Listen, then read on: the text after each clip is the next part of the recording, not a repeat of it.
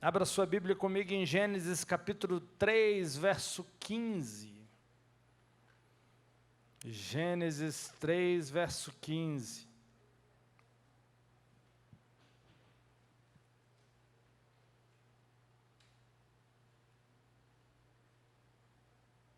O texto diz o seguinte: E porei inimizade entre ti e a mulher, e entre a tua semente e a sua semente. Esta te ferirá a cabeça, e tu lhe ferirás o calcanhar.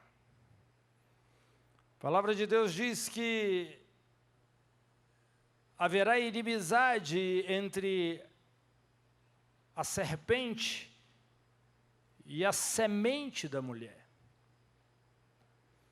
A palavra aqui é semente, palavra profetizada, semente da mulher. Tem uma dupla reivindicação ao trono de Davi por meio de Maria e José para Jesus Cristo. Uma reivindicação ao trono. Uma reivindicação ao governo. Jesus veio para instituir o reino dele. Jesus veio ao mundo para iniciar o seu governo. E creia, o governo dele iniciou há 2000 anos atrás, e ele está sentado no trono. Tem muita gente nesse planeta achando que está governando alguma coisa, mas o Rei dos Reis está sentado no trono, e o seu governo é um governo eterno, não passa. Todos os governos humanos vão passar, mas o governo dele permanece. E entenda uma coisa, um dia, os reinos deste mundo se tornarão do Senhor e do seu Cristo. O reino de Deus já é chegado. Existe uma reivindicação legal pela linhagem de Maria. Existe uma reivindicação régia por meio de José. Jesus é o rei da descendência de Davi, da mesma genealogia. Ele é legal, assentado no trono. Ele veio para isso. Ele veio instituir o reino de Deus no mundo.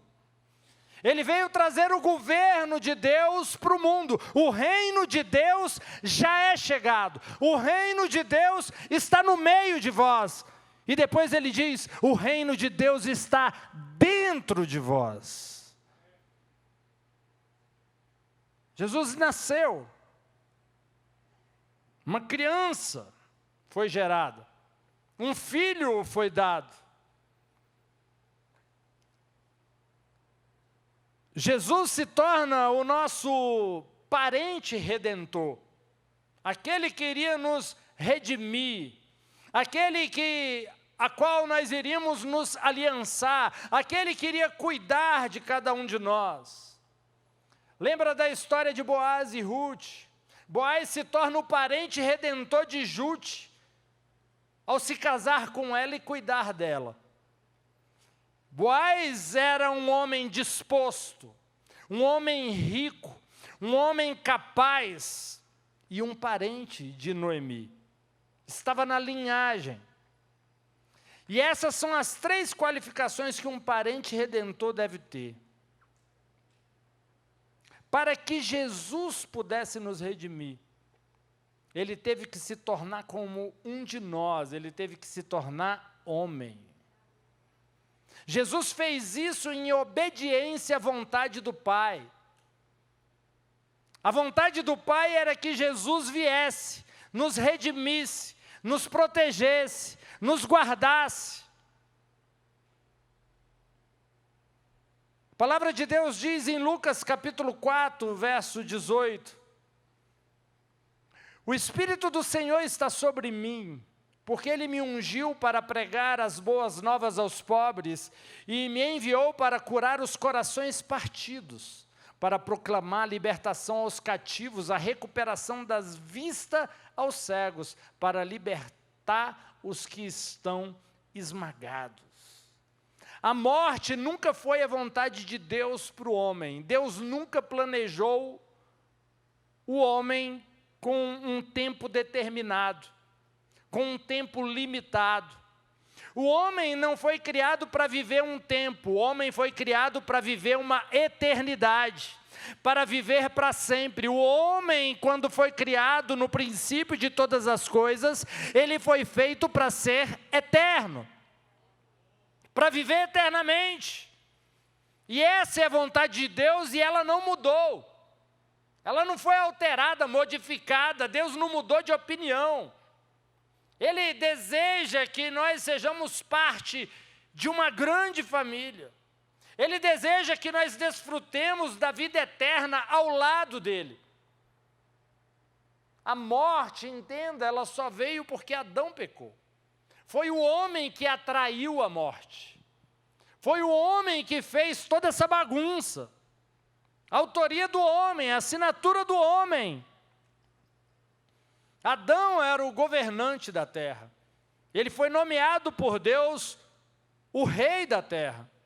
E quando Adão cai, a terra inteira cai junto com ele.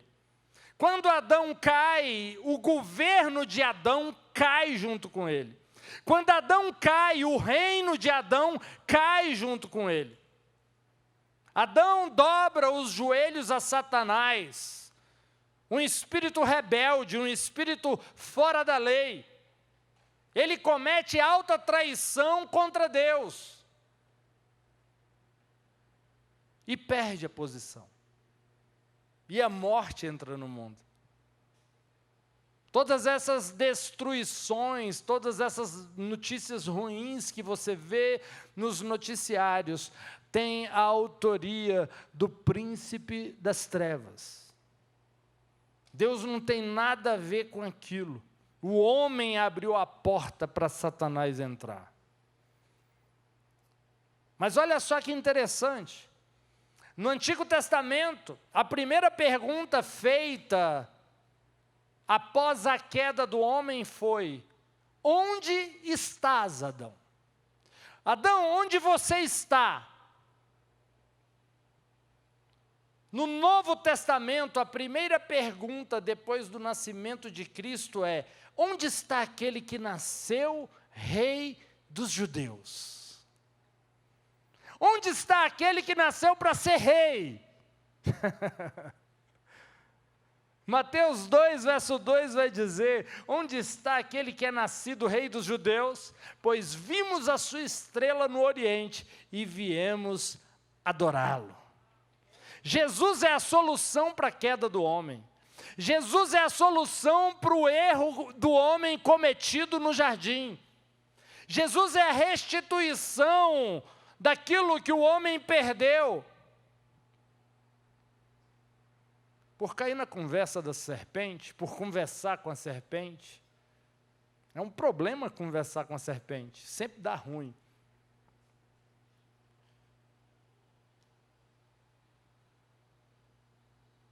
Adão se deu mal e Deus falou: com quem que você andou falando? Quem você andou ouvindo, Adão? Adão, você conversou com alguém. Sabe, quando você vê alguém inventando moda, fazendo coisas erradas, pode perguntar: com quem você andou conversando?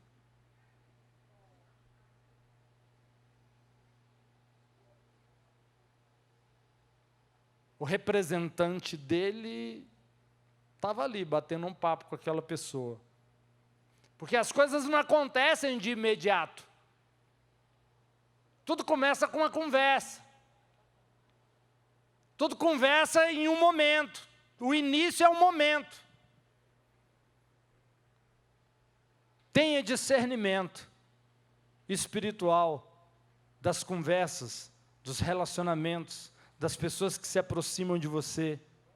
Porque muitas vezes você pensa que está conversando com alguém, mas você está conversando com a antiga serpente.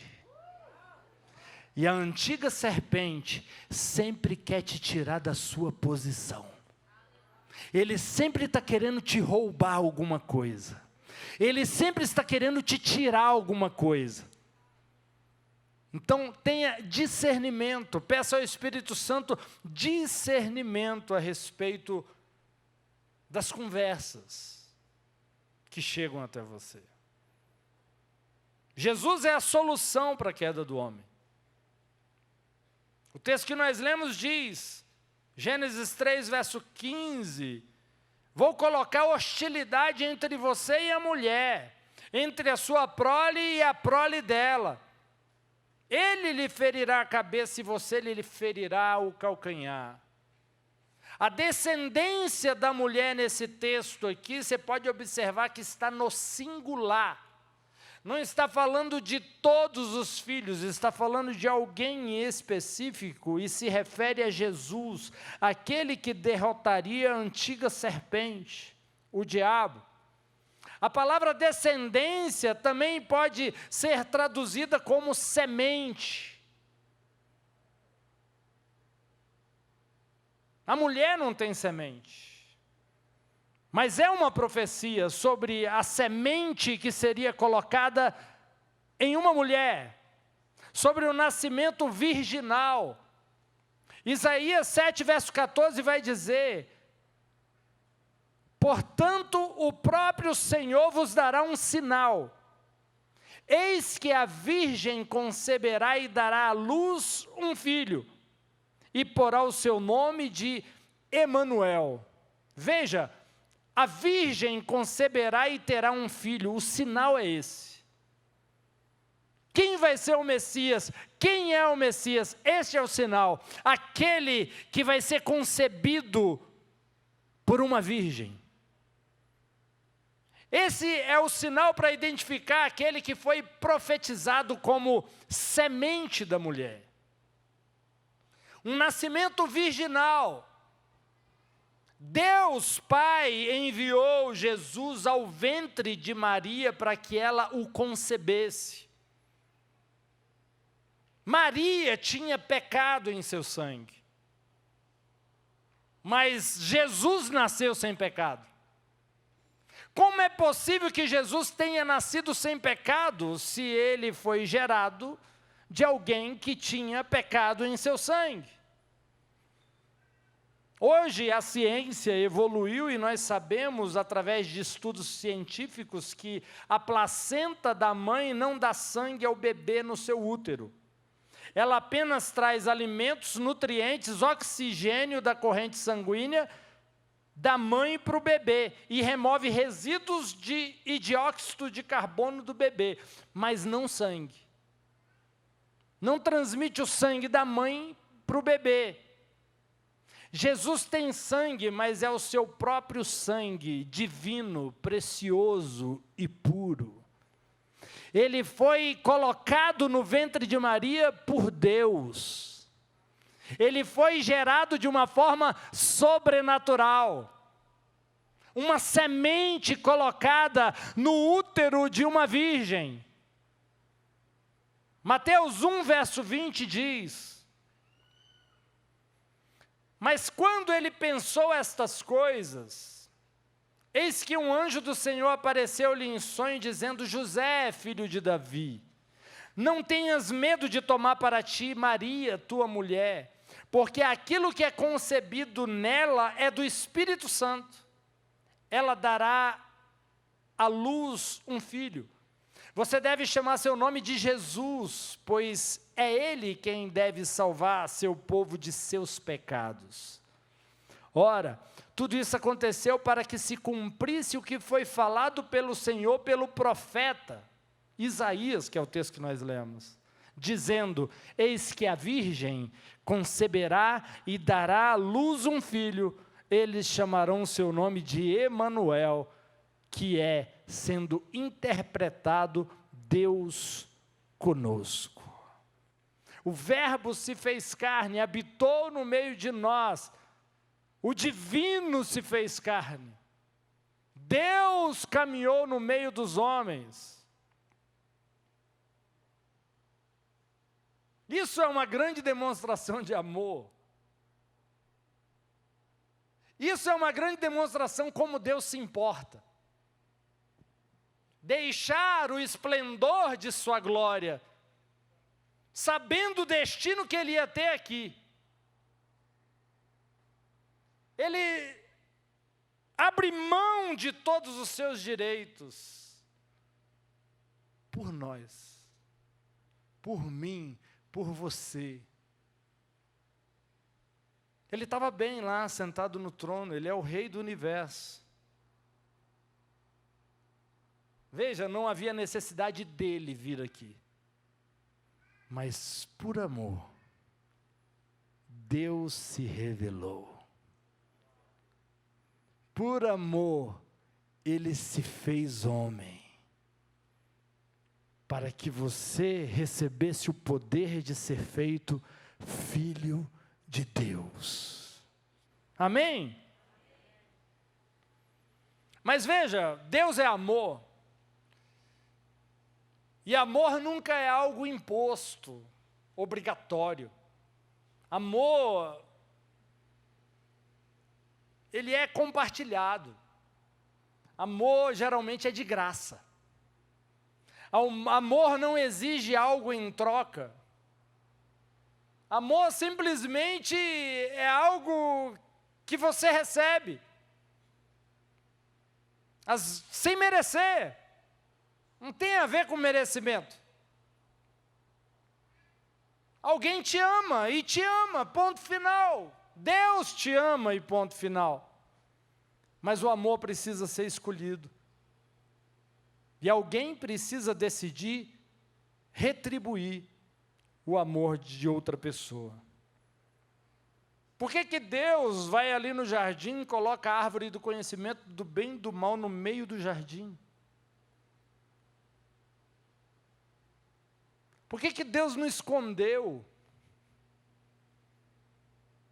Se Deus tirasse a árvore do conhecimento do bem e do mal do jardim, o homem não teria a opção de escolher. Viver debaixo da vontade de Deus era uma escolha do homem. Viver debaixo da dependência de Deus era uma escolha de Adão. Adão sempre teve a opção de escolher viver por conta própria. Por isso Deus coloca a árvore do conhecimento do bem e do mal no meio do jardim e fala: Adão, não coma, porque no dia que comer, o negócio não vai ser legal. Não vai prestar para o seu lado. Mas de todo o restante você pode comer livremente. Você vai ter liberdade para fazer de tudo, só não faça isso. Ele deseja que o homem tome a decisão de obedecê-lo, de amá-lo por sua livre e espontânea vontade. Quem obriga alguma pessoa a fazer algo, sempre é o diabo.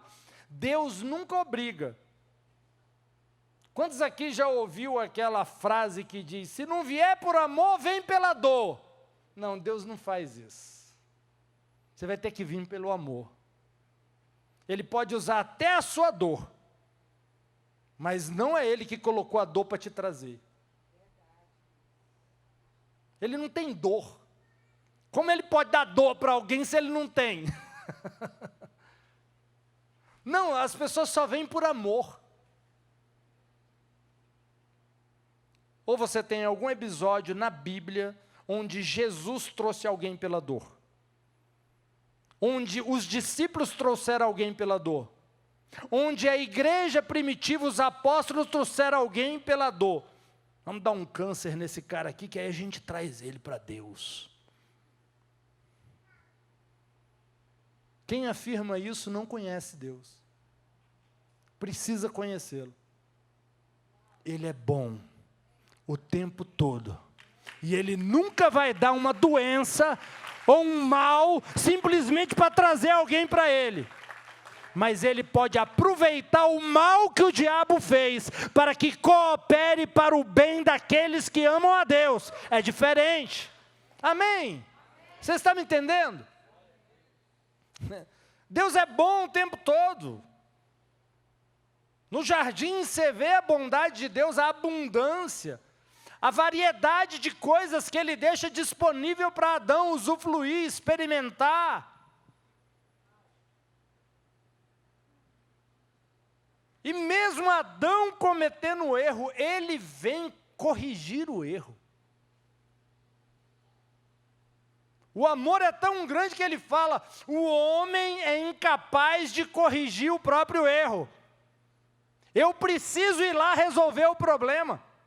Eu preciso ir lá corrigir o erro que ele cometeu. Mas eu preciso ir lá como homem. Eu preciso se fazer carne.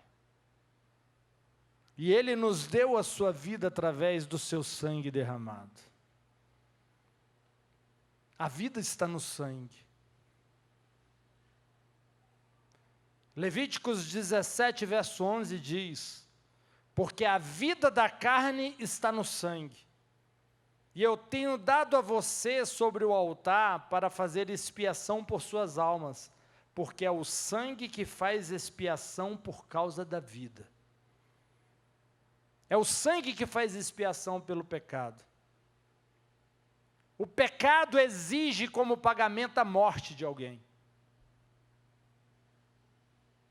Pelo pecado a morte entra no mundo. O salário do pecado é a morte. O pecado sempre vai exigir o sangue derramado de alguém. Se Jesus não viesse, nós teríamos que derramar o nosso sangue. Porque o pecado ia cobrar o salário. Vai ter que morrer. Vai ter que pagar a dívida, vai ter que pagar a conta.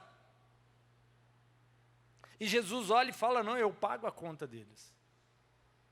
E eu quero pagar a conta, eu quero quitar a dívida de cada um deles. Por isso que o grito dele, ali na cruz do Calvário, foi tetelestai, que significa totalmente pago, totalmente quitado.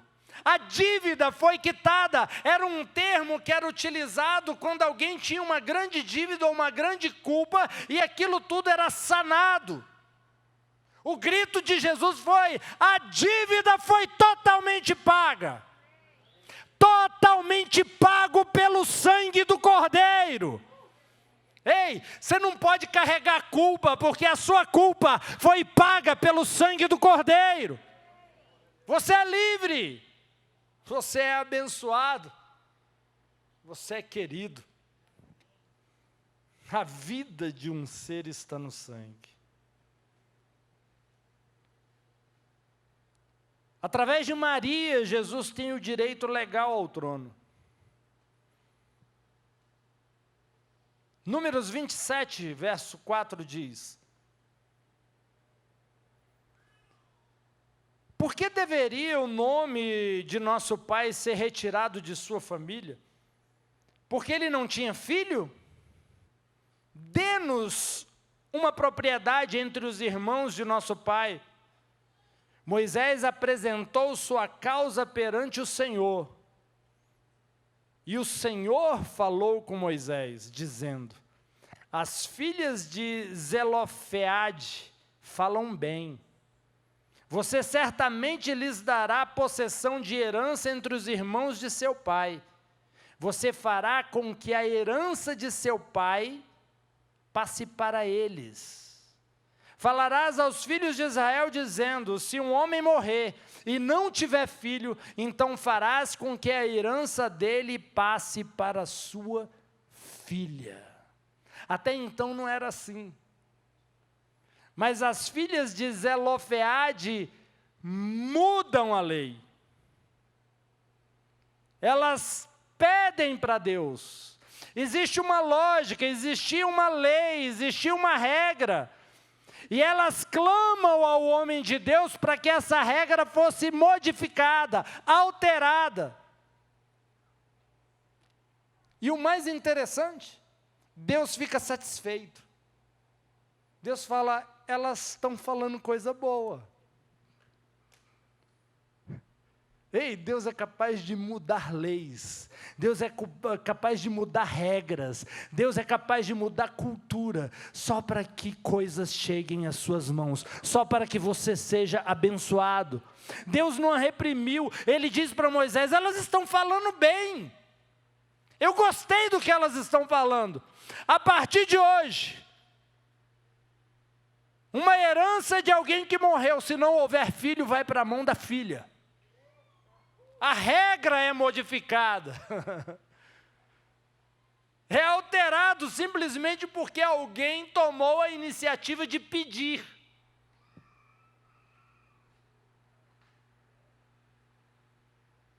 Peça, para que a sua alegria seja completa. Deus quer que você possua bens, Deus quer que você frutifique, Deus quer que você cresça, o nome dEle é engrandecido na sua vida. Se a sua vida é boa, se a sua vida é de boas notícias, se a sua vida é frutífera, se a sua vida exala crescimento, saúde, alegria, prosperidade, isso é a maior propaganda de alguém que serve a Jesus, porque as pessoas vão olhar para você e vão querer servir o Jesus que você vive para ter a vida que você tem. Não tem como uma pessoa simplesmente falar, eu sirvo Jesus, e vive na dívida, vive doente, vive oprimida, vive em depressão, vive triste. O povo olha, eu não quero esse Jesus aí não. O negócio fica feio quem aceita ele, né? Ao invés de melhorar, piora. Não, eu já ouvi gente falando assim, ó, você aceita Jesus, e o trem começa a piorar, depois você aceita. Como assim? A Bíblia diz que eu morri para o mundo, as coisas velhas passaram, tudo se fez novo, e o que fez novo é ruim. Tem alguma coisa errada, ou com a Bíblia, ou com o discurso dessa pessoa. Quando você aceita Jesus como Senhor e Salvador da sua vida, a sua vida vai começar a melhorar de uma forma sobrenatural, inexplicável. Não vai ter matemática que explique o que vai acontecer com você. Não vai ter medicina que explique aquilo que vai acontecer na sua saúde. Quando você aceita Jesus, o impossível, o sobrenatural, o improvável se torna natural na sua vida. É isso, vai melhorar. A tendência é melhorar, de fé em fé, de glória em glória, de graça em graça. Vai melhorar. Vai melhorar. Deus gosta quando você pede sua herança. Ele já morreu. Aquele que deixou o testamento morreu. Então a herança já está disponível. Tudo que Jesus conquistou, tudo que Jesus conseguiu concluir com a sua obra na cruz, com o seu trabalho, com a execução do seu trabalho, já está disponível porque Ele deixou um testamento, e aquele que deixou o testamento morreu. A herança para a sua vida em Cristo já está disponível. Ninguém pode receber uma herança enquanto o testador vive, mas o testador já morreu. Você pode receber a herança. Tudo que Ele prometeu, tudo aquilo que Deus prometeu através de Jesus já é seu, em nome de Jesus Cristo, de forma legalizada. Então Ele quer que você exija, Ele quer que você peça, Ele quer que você experimente. Deus quer te recompensar. Veja, Jesus veio para devolver para o homem a posição dele, aquilo que havia sido roubado. E uma das coisas que deixa Deus triste é alguém que já tem acesso a isso em Cristo e ainda vive sem isso, sem a herança, sem os direitos. Uma vida à margem. Não dá. Jesus é o nosso Redentor. Jesus é o nosso Salvador. Toma posse disso pela fé, acredite naquele que prometeu. Ele é fiel para cumprir. Lembra de Caleb? Ele permaneceu fisicamente jovem e forte, aos 85 anos de idade, simplesmente porque creu em Deus. Quando você crê em Deus, nem o natural vai poder te tirar o cumprimento da promessa. Ele tinha 85 anos e ele diz, eu quero a minha montanha. Mas está cheio de gigante ali, e está lá aquele senhor de 85 anos, fala, eu vou enfrentar esses gigantes e vou detonar, porque a minha força, o meu vigor e a minha sede de entrar e tomar posse daquilo que Deus me prometeu é a mesma. Não mudou. Deus sustentou o meu vigor, a minha saúde, a minha juventude. A promessa que Ele me deu vai cumprir. Dá-me a minha montanha. Olha só, Josué 14, verso 11. Ainda estou tão forte hoje quando estava no dia em que Moisés me enviou.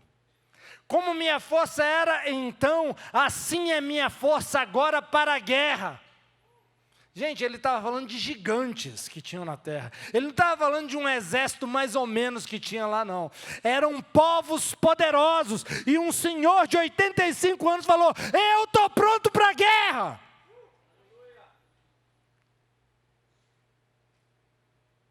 Para sair e entrar. Agora, portanto, dê-me esta região montanhosa, da qual o Senhor falou naquele dia, pois naquele dia vocês ouviram como os anaquins estavam lá, e grandes e fortificadas cidades. Pode ser que o Senhor esteja comigo e eu os expulse, como o Senhor disse. Eu vou expulsar aqueles gigantes poderosos de lá e tomar posse de todo o trabalho que eles executaram, toda a riqueza. Sabe, em outras palavras, ele estava dizendo, os gigantes estão nessa terra produzindo riqueza, construindo coisas valiosas, para eu entrar e tomar posse.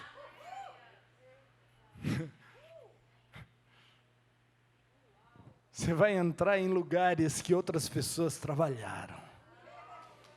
Ei, você vai tomar posse de coisas que outras pessoas edificaram.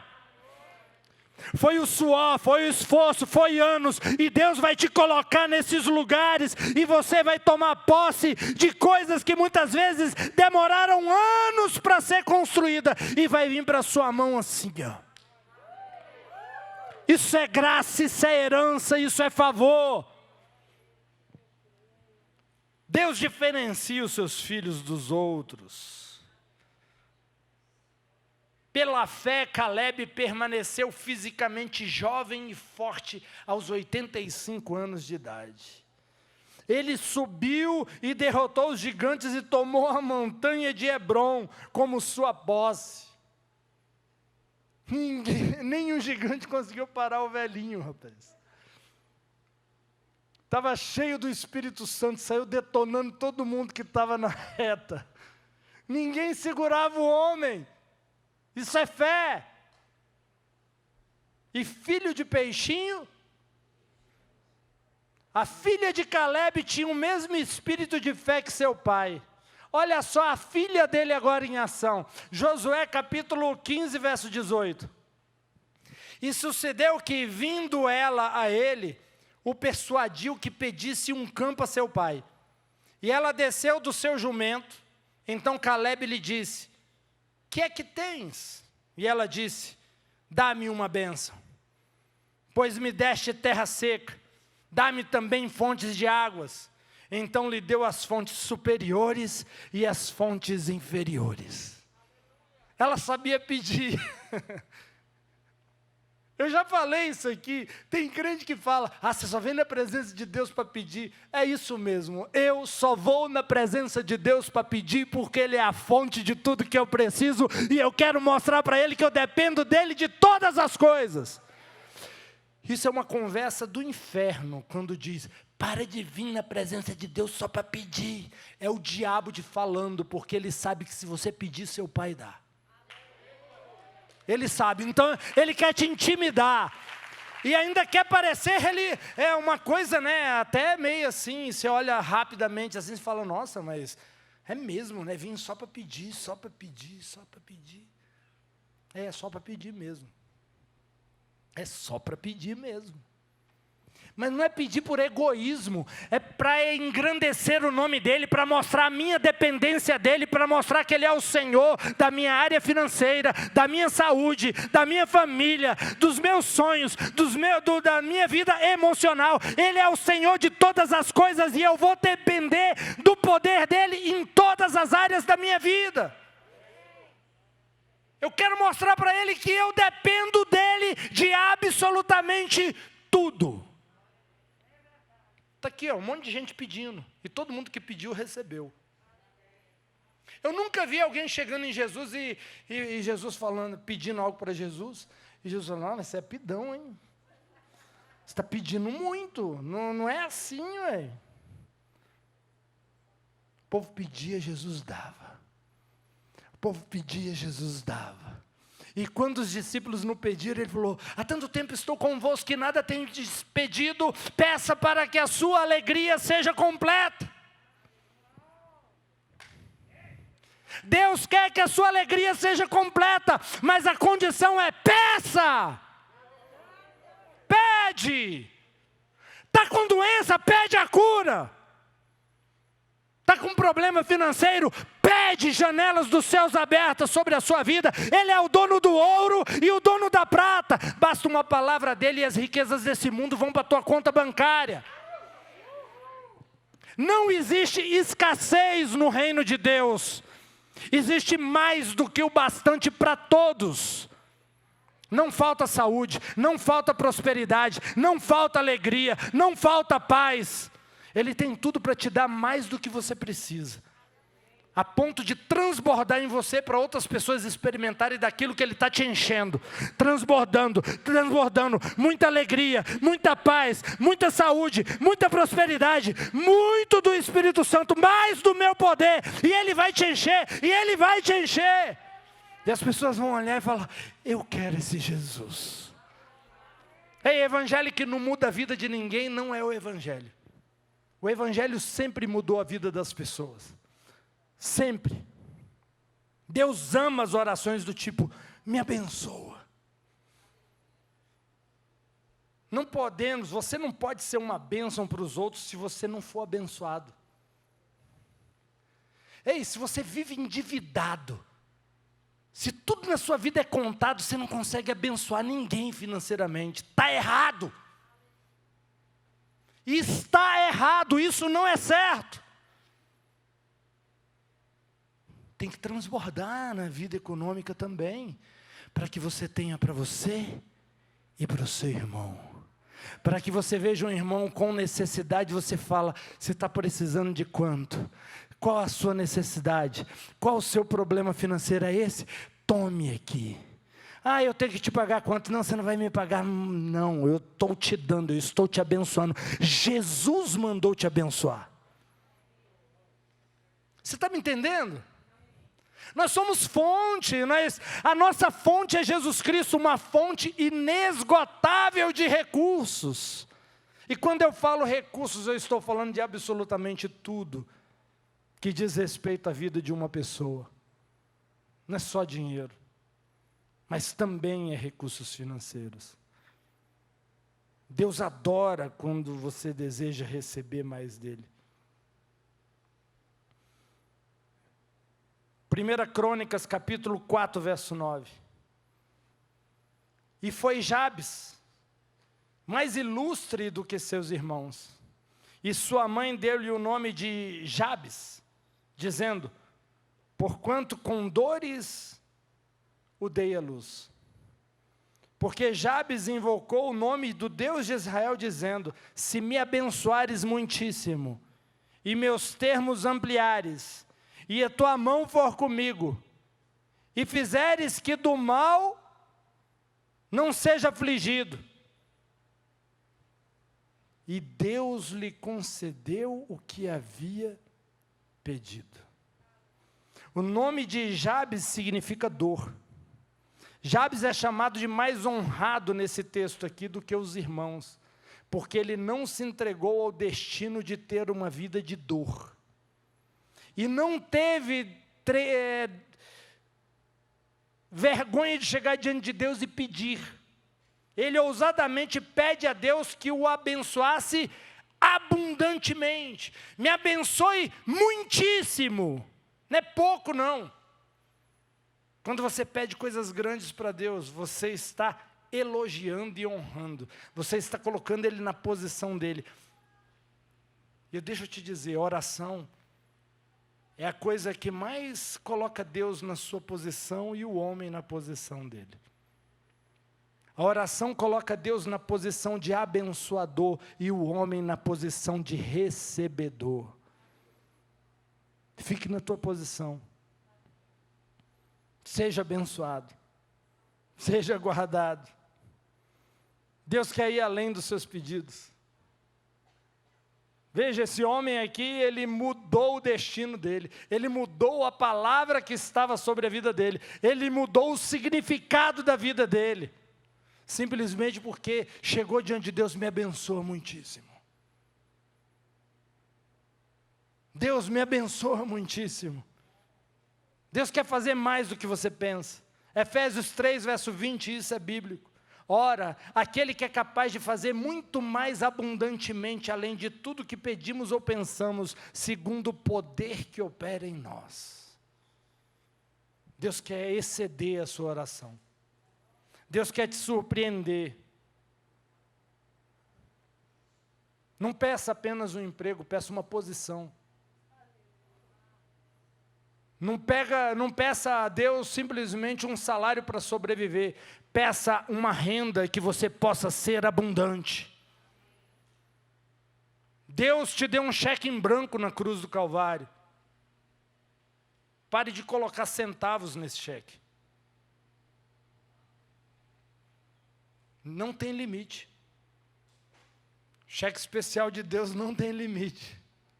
Cartão de crédito que Deus te deu não tem limite. Peça saúde, peça paz, peça alegria, peça vida longa, peça a conversão dos seus filhos, do seu marido, da sua esposa. Não sei, peça. Engrandeça o nome do Senhor pedindo. Exalte o nome dEle colocando a sua confiança e a sua vitória nele.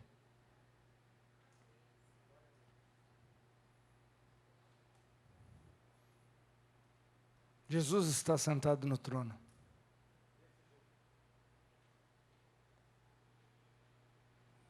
E o Rei quer te abençoar. Você crê nisso? O Rei quer te abençoar. O Rei quer te favorecer.